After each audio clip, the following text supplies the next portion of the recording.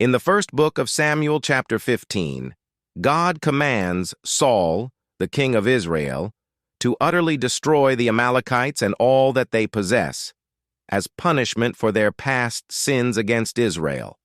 However, Saul disobeys God's command by sparing the Amalekite king Agag and keeping the best of the livestock. Obedience to God's commands.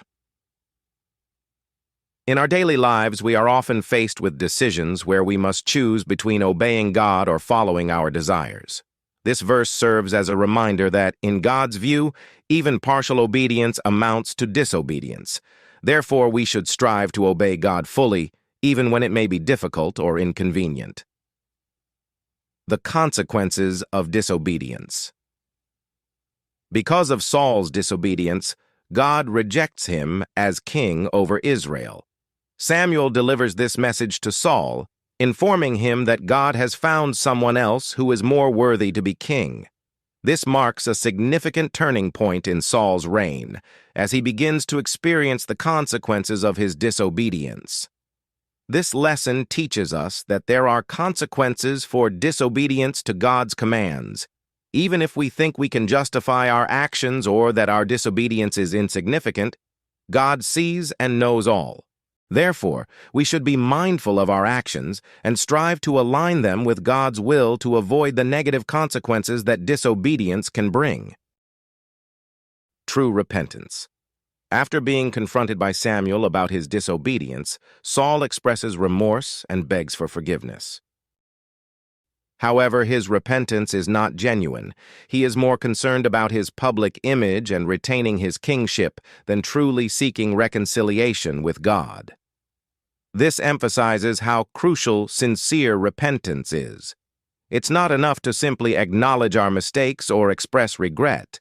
True repentance involves a sincere turning away from sin and a commitment to change.